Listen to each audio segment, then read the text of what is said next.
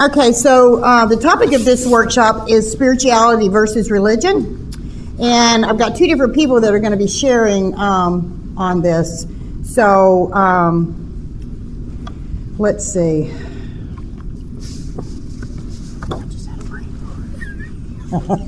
Carrie? Where's Carrie? He's back there. You want Jackie or Carrie?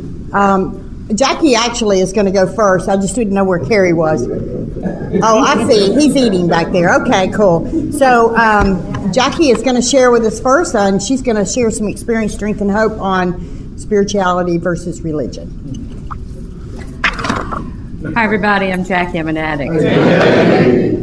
I'm a very nervous addict also. Welcome, everybody, to GRCNA 34. It's great to see all of you here. Because of my husband and his service work, I get to come to a lot of these, and it's really a good time. It's really a good opportunity to reach out and get to, meet our fellow addicts, and share our experience, strength, and hope with each other, and hopefully to stay clean one more day. So I am really grateful that I was asked to share here today, even though I'm so extremely nervous. Spirituality versus religion. Wow. I guess to tell you a little bit, I grew up with my mom and my older brother. My parents were divorced, and we lived with my grandparents, and we weren't a family that was at church every Sunday. I would go to church with some friends, and so what little bit I knew about religion or God, I got from those moments. My belief growing up was, if you sin, you're going to hell. Well, sinning includes cussing and lying, and as I got older, sinning was using and getting drunk, and I knew I was on the fast track to hell.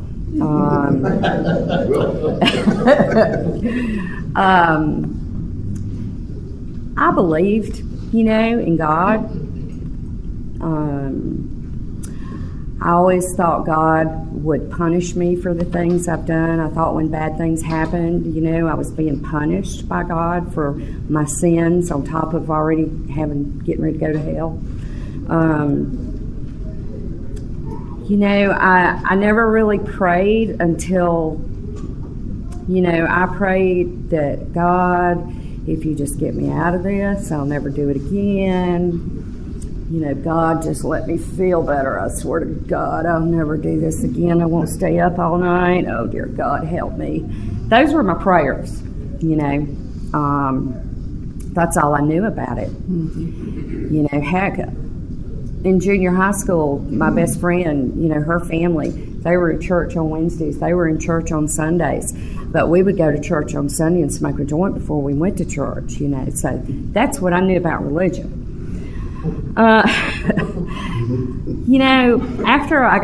When I came into the program, which is truly, I have to tell you that looking back on it is a spiritual experience for me.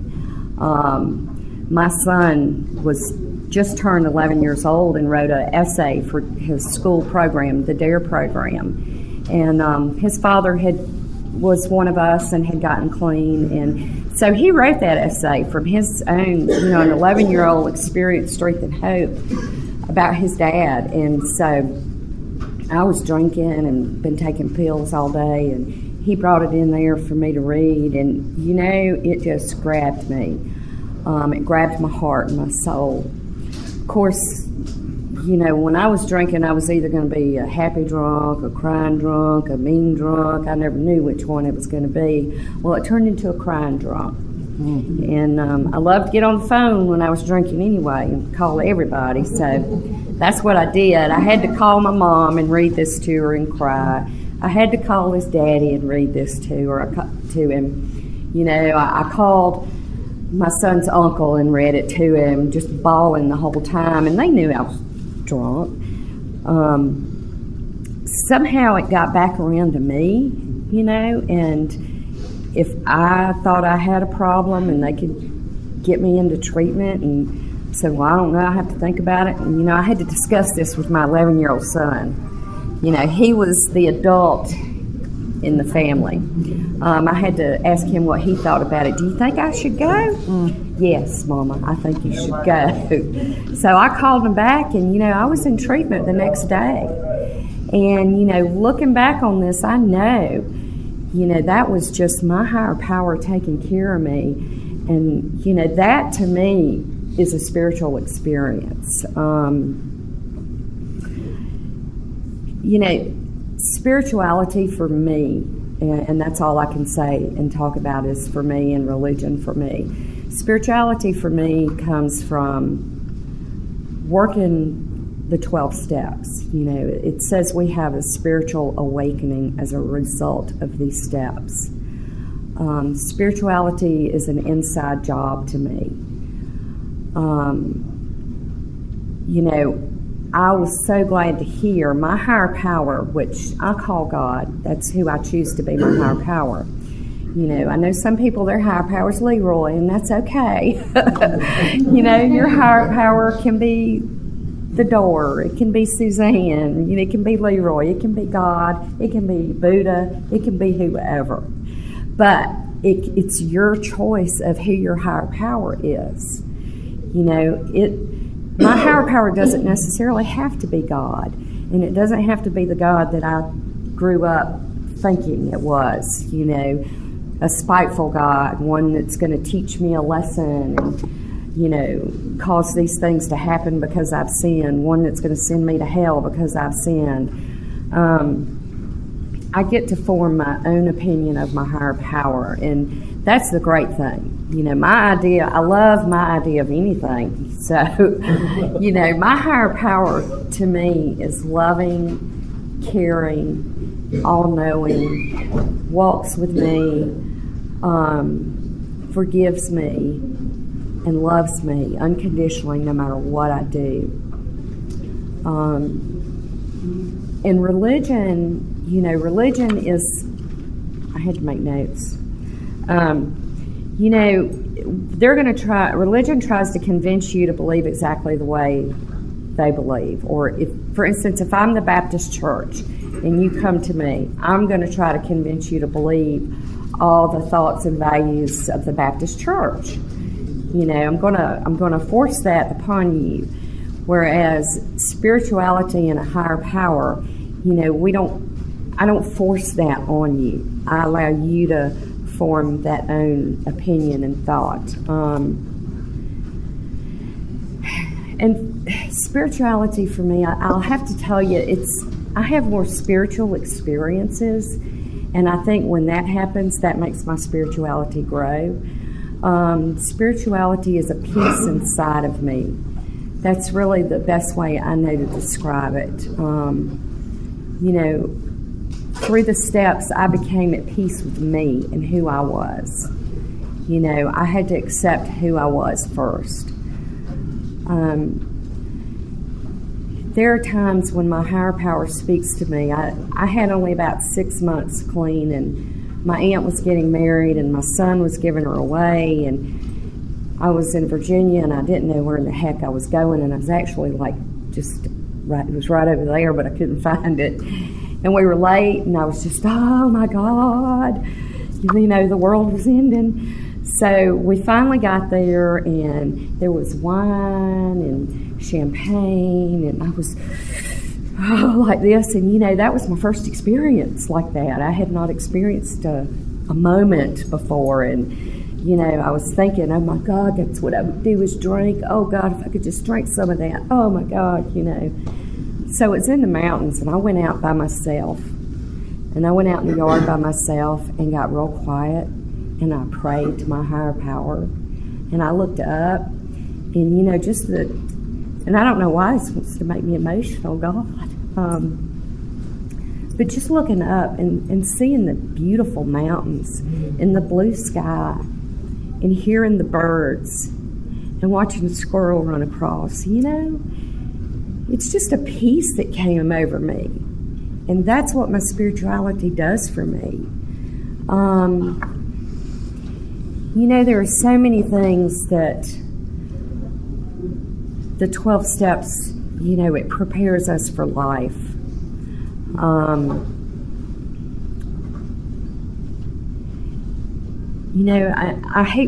feel like this kind of defines who I am, but I lost my son 5 years ago.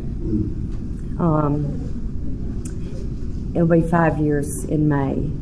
And I was at home alone. I was supposed to be at my sponsor's house, and I didn't feel like going. I went home, and I'm by myself. My husband was at the gym working out. So my ex-husband calls me and asks if I've heard from our son because somebody from the military was looking for us, and no, I hadn't. I usually get on Facebook, I was a Facebook junkie. And for some reason, I just hadn't been on Facebook that day. And I went home, and I was in the yard and not on Facebook. So after I hung up with him, he says, well, somebody's drove up. So I hung up, and I was going to get on Facebook, and my sponsor drives up. And I'm like, oh, heck, she's pissed off that I didn't show up. She's coming after me. About that time, the phone rang. And that's when I knew. But my higher power takes care of me, because at noon that day, his friends had been posting on Facebook, R.I.P. Maddie, we love you, Maddie, we're going to miss you. Can you imagine as a mother if I'd seen that on Facebook? My husband wasn't there, but my higher power brought somebody that is as near and dear to me, that knows me, my sponsor. Oh my God. I mean, my higher power couldn't have brought me a better person, And all those things combined, I didn't see it at that time. It's, in retrospect, I see it. But, that's how my spirituality grows.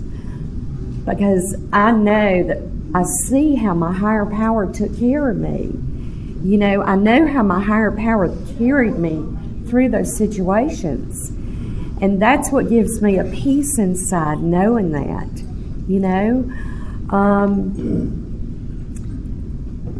Could religion do that for me? It probably could. But I'm not in church right now. I'm in NA. And NA is my life. This is what saved my life. And, I'm just so grateful to this program. And, I encourage all of you, if you haven't worked the steps, to work the 12 steps. Get that peace inside of you and get that spirituality. I want to be an example of what Narcotics Anonymous has done for me. If you've never, ever seen or know anything about the program of Narcotics Anonymous, I hope to be a good example of that. If you don't know what spirituality is and you don't know what a higher power is, I hope that the way I live and present myself is an example of that. That's what my hopes are. And anyway, that's about all I've gotten on that. And I hope that made sense, and I hope you can get something out of that, an understanding of spirituality versus religion. Anyway, I'm just glad to be here, and thank you so much. Thanks.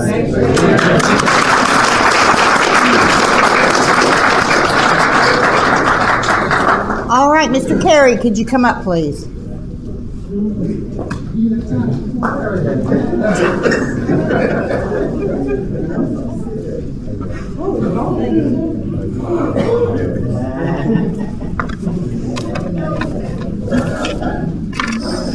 Hey, I'm Kerry with a message on that. I just want to thank Gretna for asking me to do anything to push forward this message of recovery that an addict, any addict. That's important to me, that it's any addict. I want to thank my sponsor for taking time in my life to taking time out of his busy life to help me, man. He did a wonderful job, I believe. Look at me, I'm marvelous up here. No, you may not recognize how marvelous I am, but I'm marvelous, I'm telling you. I haven't found it necessary to get high. I haven't found it necessary to get high for 21 years. That's off the damn chain. Yeah, I want to thank my wife. My wife doesn't mind me driving over here, hanging out with y'all. That's just real nice. That's just real nice to have somebody in your life that's supportive of what you're trying to do. I want to thank my sponsees for calling me on stuff. Yeah. I want to thank my sponsee brothers. These cats are important to me. I just want to thank them. Spirituality versus religion. First, let me say that that's a real tricky topic for me, because I don't think they're against each other. Versus tend to send this thought that there's some kind of competition going on here, but there's really no competition. It's all going on in my mind, and I've learned that just because you bring up something, that doesn't mean that we're in competition. You know what I mean? If Jesus is your higher power, Jesus is your higher power. But if you don't stop smoking crack, Jesus is not your higher power.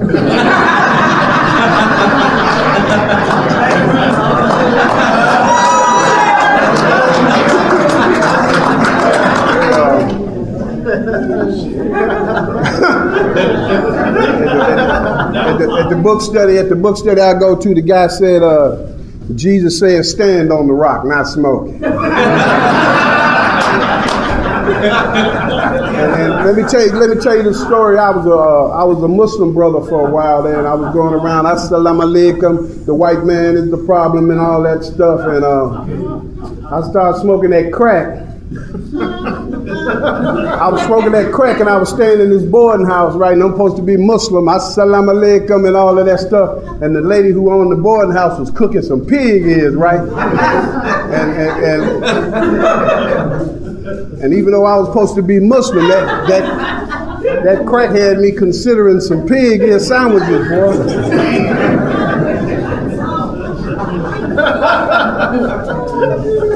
What I've come to know about this is that we're not in any competition, and that we should applaud people for whatever they've grasped on to that keeps them above it. You know what I mean? And that our literature, the basic text is real clear about it. It says the spiritual principles are never in conflict. Sometimes we think it's a outside issue. It says, but NA doesn't have an opinion on outside issues. And I thought that meant that you can't bring it up. But now I believe that what that means is NA just don't have no opinion on it. If you feel it's important to talk about it, talk about it. I'd rather you be here talking about that than out somewhere smoking.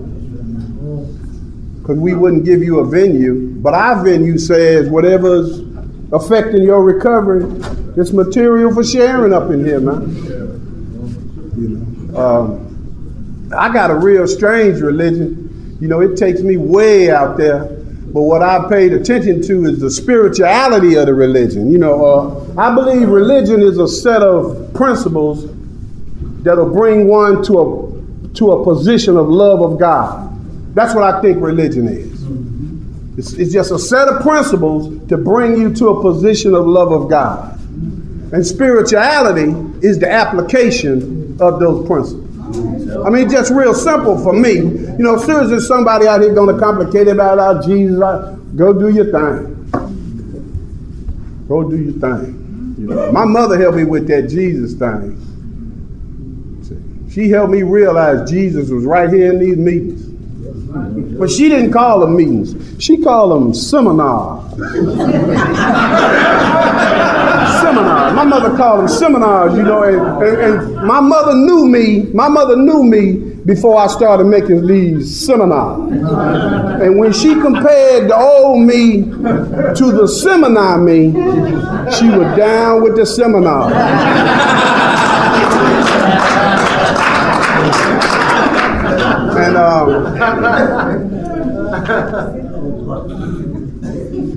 And she realized I had stopped all that talk about Jesus.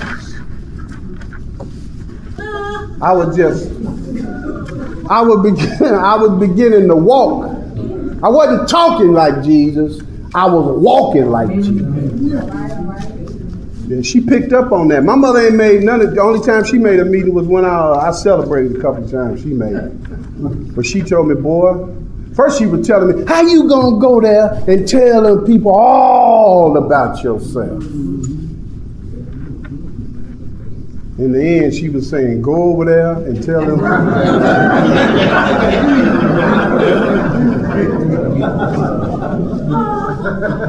You know, the thing about narcotics, it leaves it up to you. We never let you off the hook that it's your responsibility. You know what I mean? Our literature says things like, check it out, we got one piece of literature, 3 times in the same piece of literature, it tells me who the problem is. One piece of literature says it 3 times. First off, it says something about most of us realize that in our addiction, we were slowly committing suicide. Suicide means you doing it to yourself. Then it turns around and said, though we did many people great harm, most of all, we harmed ourselves. There you go again. Then it says, through our inability to accept personal responsibility, we were actually creating our own problem. So our literature says, it's you, it's you, and in case you wasn't listening, it's you.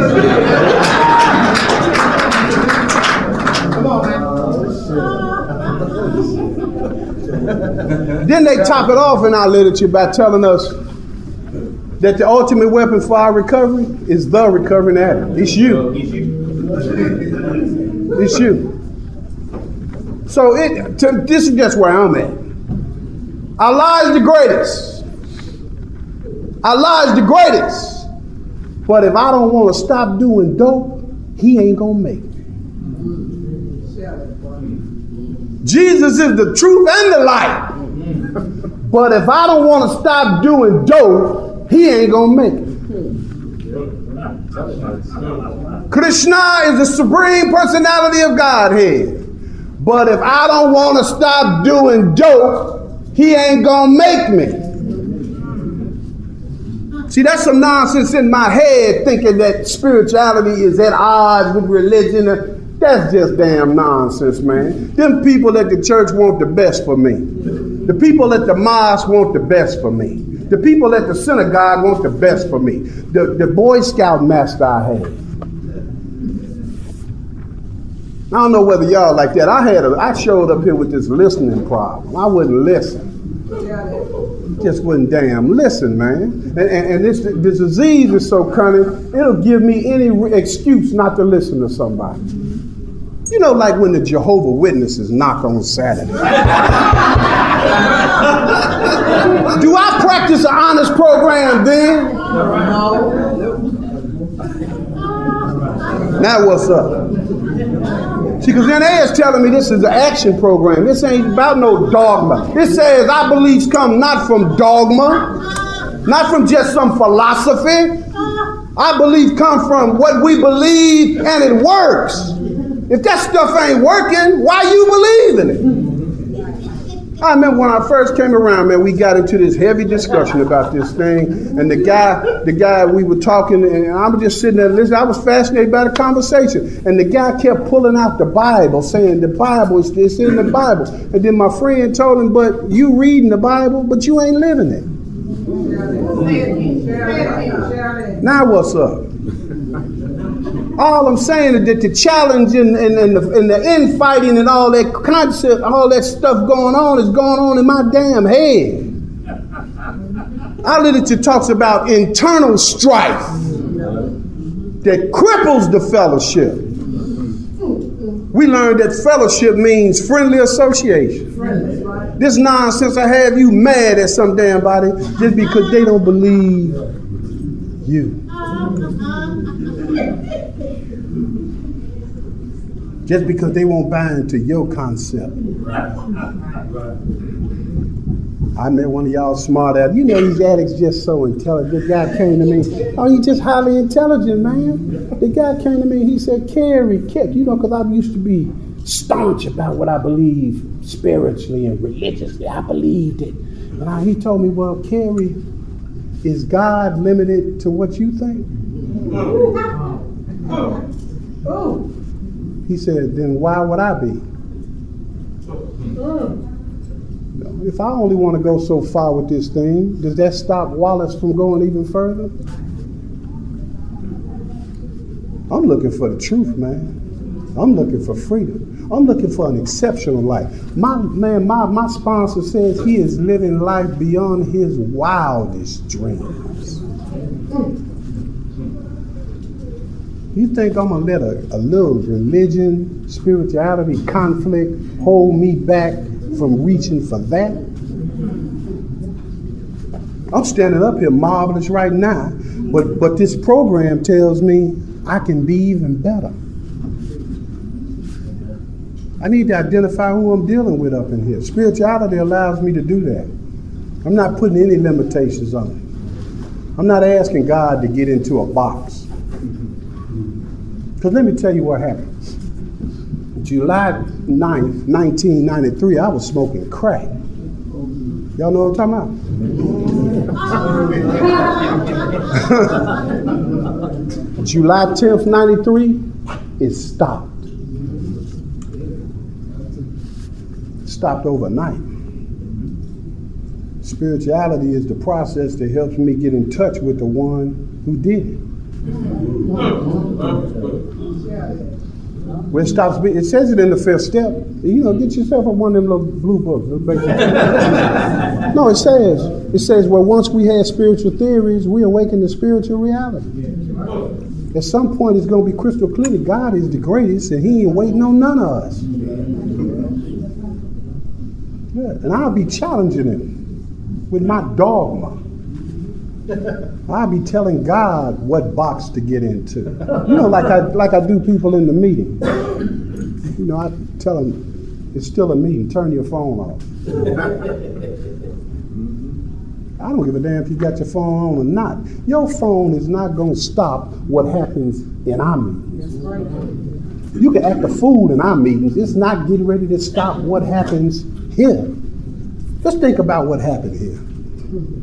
Totally self-centered people were convinced to do things for other people and not ask for anything back.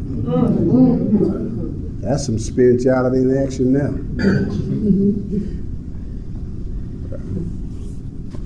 I'm just amazed this thing is working in my life, man. I'm glad that I'm learning not to get caught up in what people say. In other words, I'm not going to let the way you act trick me into thinking that you're my enemy. You know what I mean? Just because I can't get my way with you, that don't mean there's something wrong with you. There's something wrong with my level of acceptance. Something wrong with my level of honesty.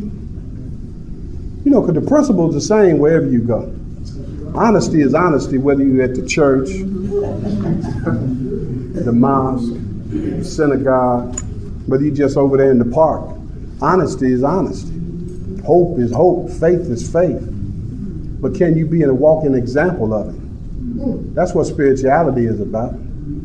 It's about being the example of the basic text. Papa John told me, Carrie, you might be the only copy of the basic text that a person ever get to read.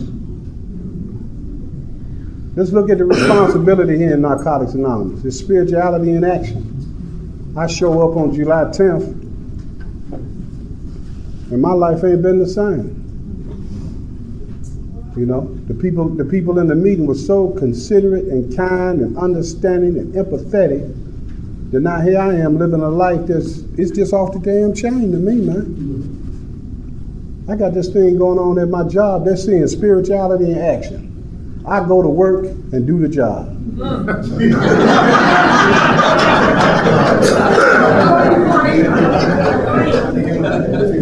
It's just crazy to me, you know what I'm saying? You know what I mean? I get this opportunity where people show up, they walk into my life and they help save my life, and then I try to pay them back. I get to see the spirituality in action. A newcomer don't care whether I believe in Jesus. He want to know if I can give him a ride. You know what I mean? Can I loan them a couple of dollars?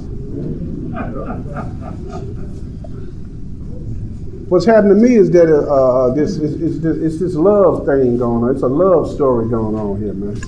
Because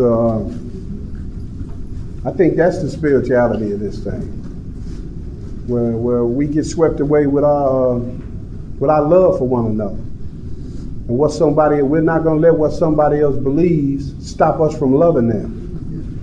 Because I deal with a disease that tries to separate me, tell me I'm different from somebody out here.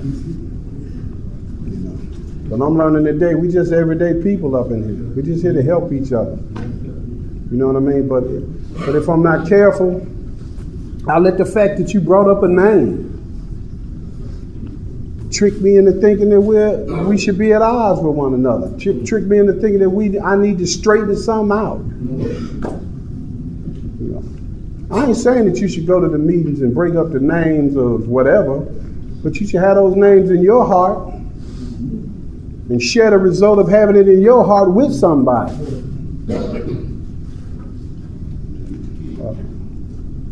I just had a hard time with it when it comes up as verses, you know, because there's no conflict going on in my mind. That's just people voicing their opinion about what's working in their life, because if it's working, it's working. I'm not getting ready to let anybody trick me into not using what's working for me. I'm not getting ready to do that, boy. They can't trick me into stop coming to NA. They start coming before I stop coming. I saw it down, you know, I met this guy when I first came around the fellowship, you know, and we were working together, and it was strange because before I came to NA, all these people were working there. They were coming to NA meetings, but they didn't say nothing to me about it, right? So I'm smoking, and then I make this decision that I'm going to try to do something different with my life. So I let these guys know that I'm looking for something because I got a drug problem. They come out the woodwork, all these different guys. But there was one guy working there at the job. He told me, what do he call these things? He said, I ain't going to them crackhead school. That's what he called it. He called it crackhead. You go to them crackhead meetings, you know, and about 2 years ago, he was sitting up in the crackhead meeting.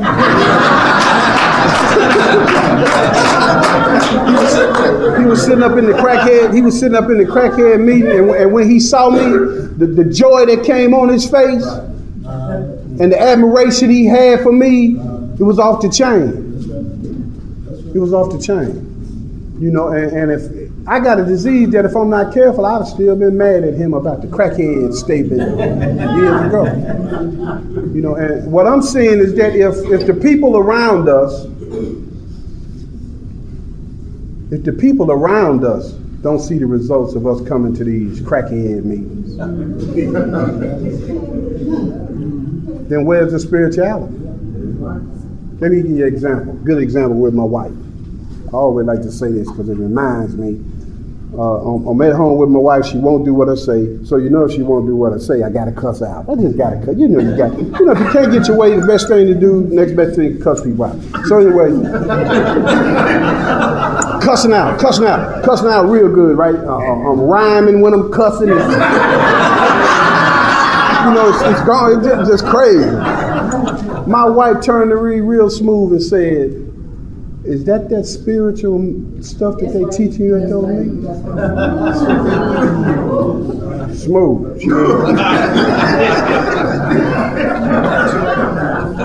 So it's my example. I got these religious beliefs about what I should be doing. But can I give you the spiritual demonstration? It's easy to talk about how great God is. Spirituality shows how great you are. If you're able to walk this, man, our literature says it. It says how it works. This sounds like a big order. You know why? It is. It's showtime, man. It's showtime when a dope fiend takes time out of his life to be there for other dope fiends. That's a big order. That's a big order. I was driving out here with a friend, man, and we were talking about the fact that if you're not careful, you'll come to Narcotics Anonymous and you'll miss what's going on here. You'll miss what's going on here, man. How a room full of losers can show you how to win. How a room full of misfits can show you how to fit in. Teach you not to beat yourself up. You know, it's just been miraculous for me, man. You know, and one of the things that helps me is that I understand that you all aren't my problem. You all aren't my problem. You know, and I need to figure out a way to try to pay you back. You're not my problem, and I need to figure out a way to pay you back. That's what I've been kind of riding on that. You know, I wanted to get into this deep philosophical positioning and all that. I said, man, this high power told me right before I walked in, he said, man, ain't no damn competition. This ain't no competition. He said, I love you all. He said, y'all can be down there fighting over that if you want to. But like one of my, I had a spiritual teacher, he told me, 12 steps says practice these principles in all of our affairs. He says, you know why it says practice these principles in all of our affairs? I said, no. He says, because you don't know how many affairs you have left. So why would we come to Narcotics Anonymous, where we got living, breathing miracles right near us, and we're going to waste our time debating whether it's working or not in your life? You know, so let me tell you this. I practice this stuff called Hare Krishna teaching, and for a while there, I was starting to bring it to the meetings, and then I talked to God. I talked to God. And God told me, Narcotics Anonymous is an anonymous program. You ain't got to bring no name up, but you can bring up the philosophy, the principle of it all. And if the principle of your religious following doesn't bring you to a position of love of God and love of people, I don't know why you practicing that. That's just where I'm at, you know. I go by my own feelings about it. If it doesn't make me feel better about you, I don't want it. I don't want it. I talk long enough. Oh, one more thing. The reason I was standing up in the back is because I was diagnosed with prostate cancer. And when I sit down, I get a little pressure on my bladder, and then I get kind of out of whack. So I've learned by observation that I need to stand up when I'm in the meetings a lot of the time, you know, relieve the pressure. And there's some, you can relieve pressure in Narcotics Anonymous meetings.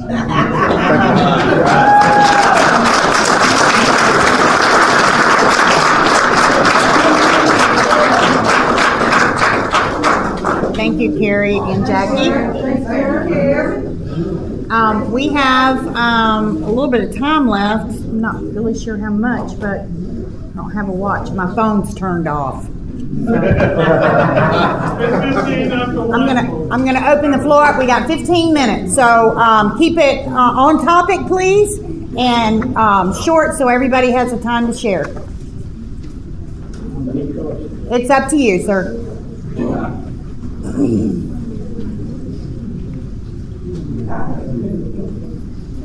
My name is Vernon, and I'm an addict. And this was very much needed for me on today. Just to give you a quick backdrop, I am a Baptist minister who was brought to Narcotics Anonymous, but that was before I started. I read in the literature where the literature said that many of us sought through medicine, religion, and psychiatry, but none of these methods was sufficient for us. And so it wasn't that it wasn't working. The God of my understanding showed me it just wasn't enough. That I needed something else. And so when I got here to Narcotics Anonymous and reading the literature, I was saying, this sounds just like the scriptures.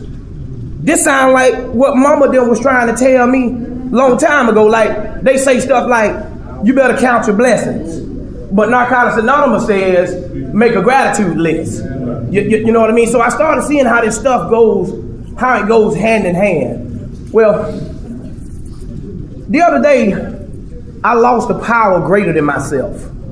When I got here, I began to understand that a power greater than myself does not have to be God.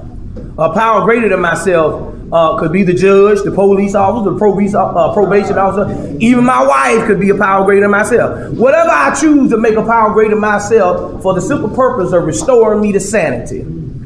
My pastor passed of 30 years. And going through that process of where I had resentments against him, and grateful to God that he allowed me the opportunity to release those resentments long before he left here. And looking back on how he treated me, even during the days of when I was using drugs. He never beat me up with the Bible. He never condemned me to hell. All he did was taught me, and he loved the hell out of me. You know what I mean? I got to Narcotics Anonymous because I felt like the church didn't work.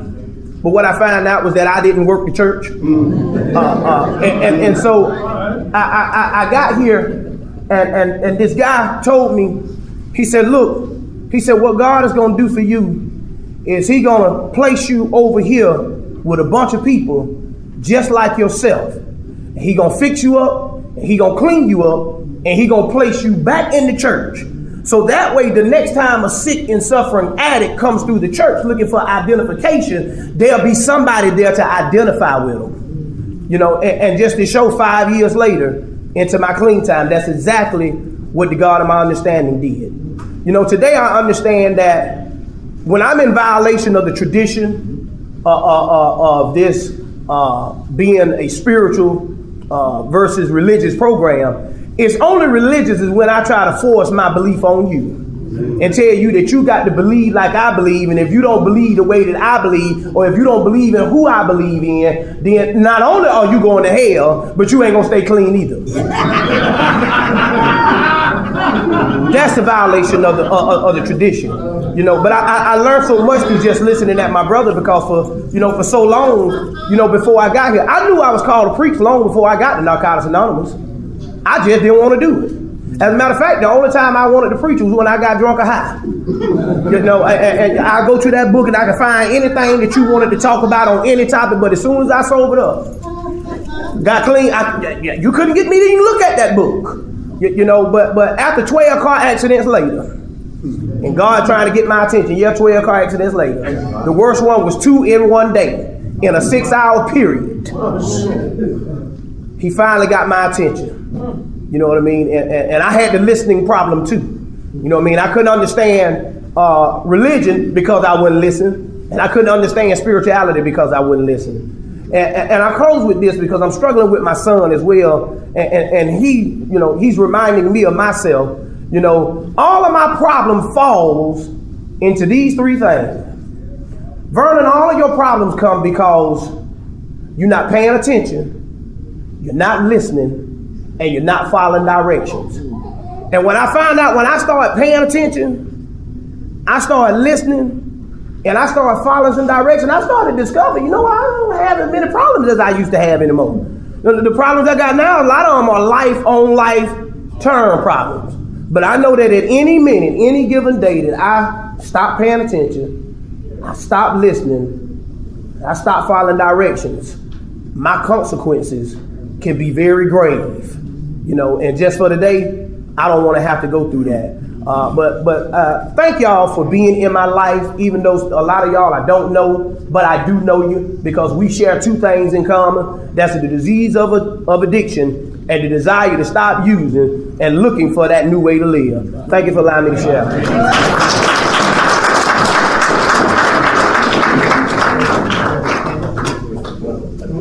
Hey, what's up, y'all? Hey, Mike. Grateful we covered the actor named Mike. From Cincinnati. Of course, some of you know.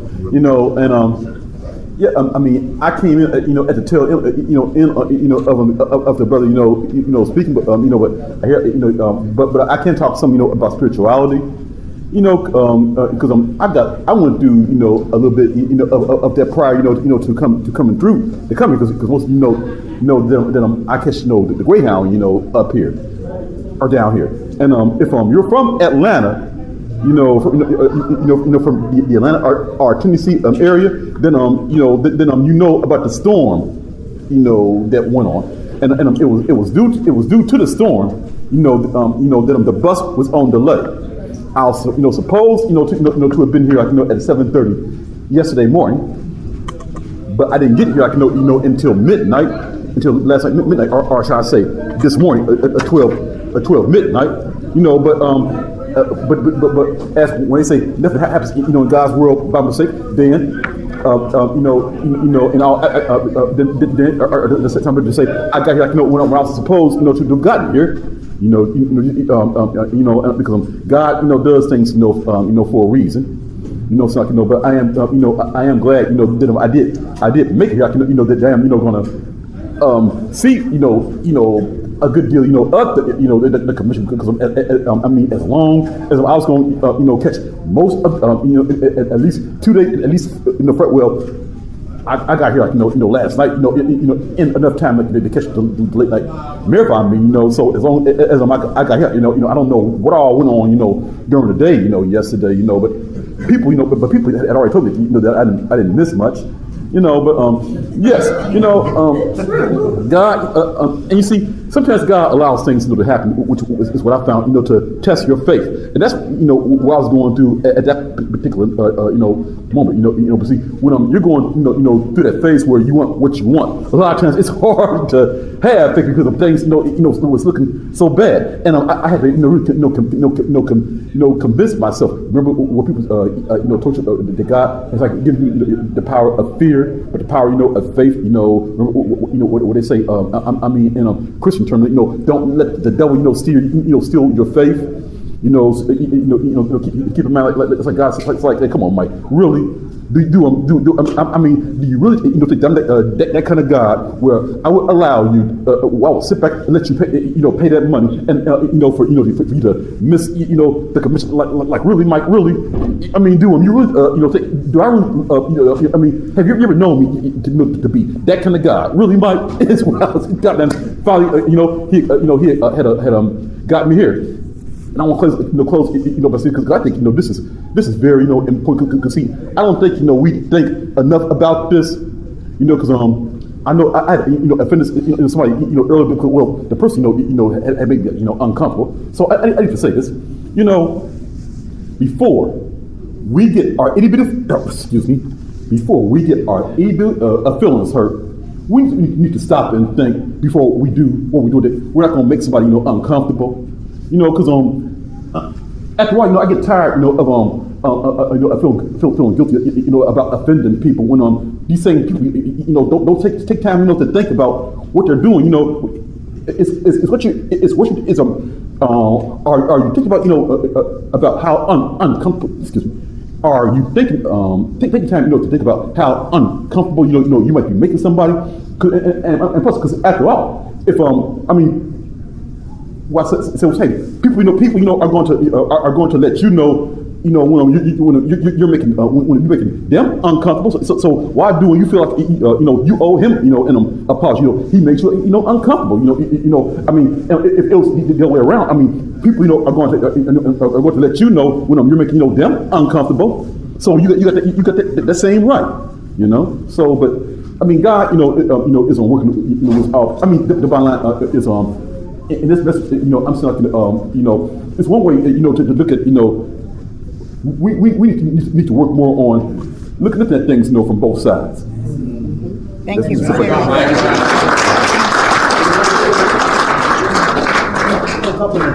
Hey, my name is Greg. I'm an addict. What's up, Greg? Tacoma, Georgia. I just want to highlight on some of the things that really helped me. And we had this discussion coming down here. I can believe in what I want to believe. But the bottom line is, I don't have to come to meetings and preach about my particular God, and because somebody is going to take offense and they might miss the so leave the door wide so everybody can come through. And so we had that discussion. That's very profound. and it's not a competition. And sometimes the line is a little gray. And I remember a long time ago, I should say, that spirituality, man, it's like holding sand in your hand. You know what I mean? All of a sudden, I just go back and get another scoop because I understand a little better now, and I didn't know how to separate. So yeah, I can have spirituality in church, and I can have spirituality in meetings. But the topic that we was having was, when I go to meetings, do I know how to conduct myself in a way that I can carry this message so that most might be able to grab onto it? I don't want to weed out a bunch by being so specific about things that's going to offend others. I have to be conscious of the words and the topics I use. I need to be attractive. This is not promotion. So I felt all that, and it's a good thing. And we came here today to say, when we go back, we came to receive a different perspective on the same topic. We wish to be clearer and more effective in carrying this message to help the sick and suffering, because it ain't no joke. Some's dying right now. That is really the point. That is really the point. To help one addict stay clean just for today, and in any means necessary. But we have to be conscious of the way we carry the message, and it tells us, I don't need to come into the meeting and tell you what Jesus Christ can do for you, or what Muhammad can do for you, or what Buddha can do. That's fine if that's how you feel, but please don't come in here and do that to us. Leave the door wide so we can all come through it, and we'll find our place. Because I'm going to tell you, if you stay around, you're going to get some form of spirituality, especially when you look back on your experiences. Wow. And if you haven't had one yet, don't quit before the miracle happens. Thank you.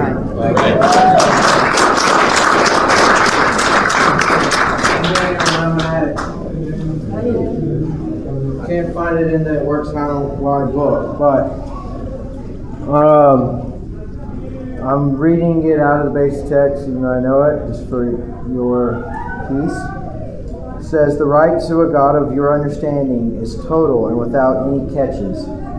Because we have this right, it is necessary to be honest about our belief if we are to grow spiritually." And the Works How and Why, that's step 3, third paragraph, last 2 sentences. In the Works How and Why book, I believe it's step 2, I can't find it for some reason on the PDF. It talks about we can practice the principle of being honest by sharing what we believe. How we came to believe. That's how we as newcomers can practice a form of honesty. We can practice the form of being open-mindedness as being a person who's listening by listening to a person who's sharing about how they came to believe. And I've had to really take a strong look at myself when I share, because I cannot hear a message saying, don't share this, don't share that. My disease is active and is looking for any way, any excuse it can get me to not share about what's really going on with me, what's tearing me up inside, to where I end up going back. You start telling me I can't talk about what I believe to be my God, and I can't mention certain names and this and that and the other, then I don't want to have any part of it, because I'm feeling conviction. But see, if I don't have an understanding of the disease of addiction and how it works, if I don't have an understanding of the recovery aspect, I'll go back out. And I need to be in here. I need to share. And so, as I share, I've also realized that when I share, if I know I'm going to share about God, if I know I'm going to share about Jesus Christ, then I need to be real careful in giving a disclaimer before I share and say, look, this is what's going on in my life. I'm not trying to force it down your throat. I'm not trying to make you feel convicted. If you're feeling convicted by it, that ain't me.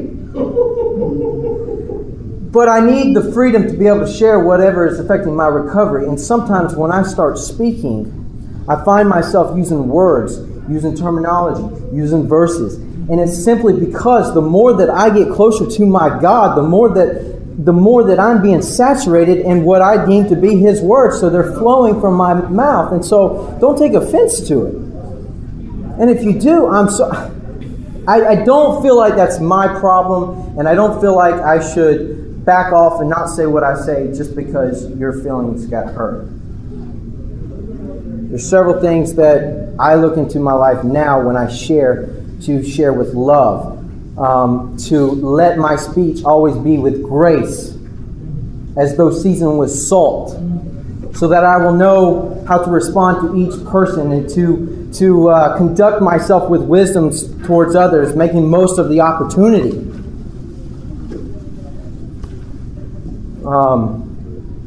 So it is necessary to be honest about your belief if you are to grow spiritually. That's what's happened in my life. Thanks for letting me share.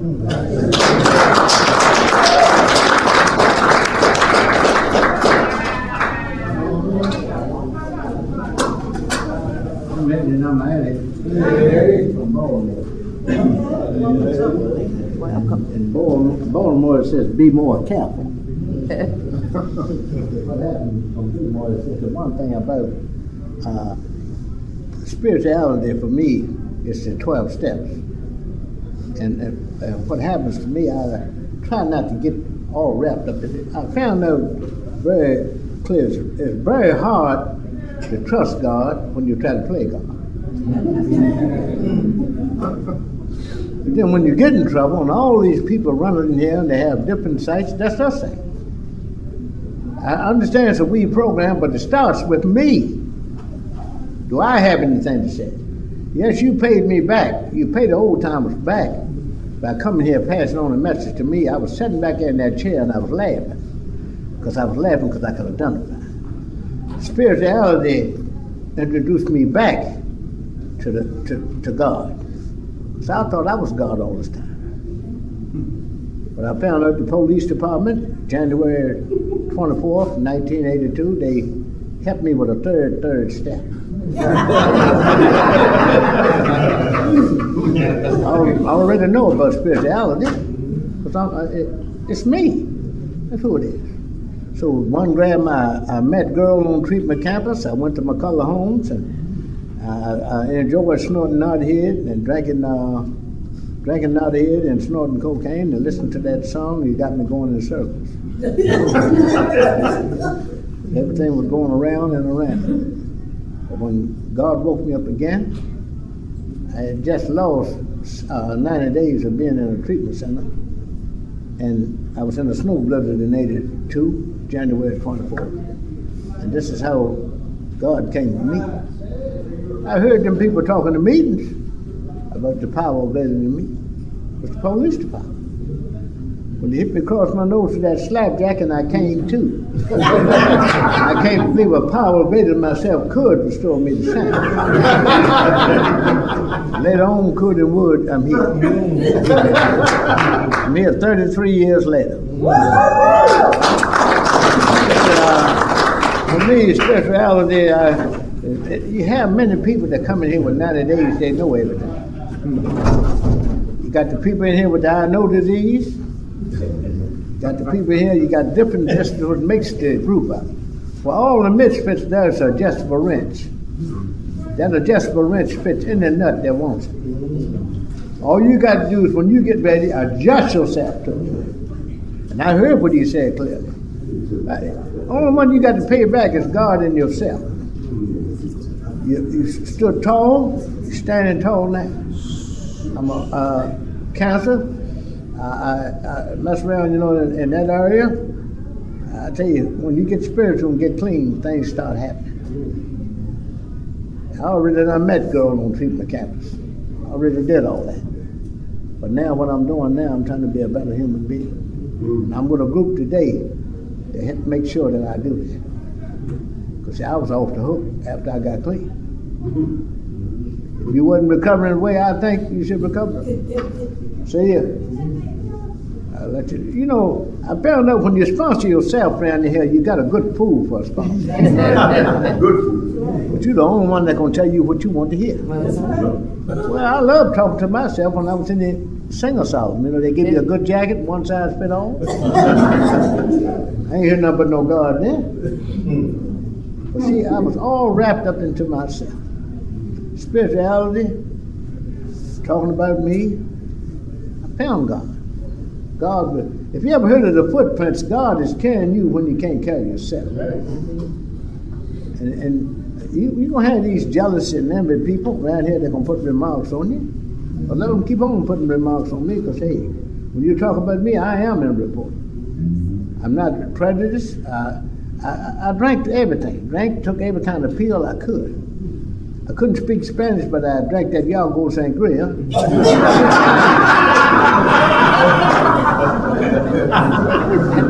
Some of them Julios today, everything helped me get here. They put me out of the church. But I had a pint of wine, they talked about his blood. I said, I got some of my own. And it was like, so they threw me on out of the church. They escorted me out.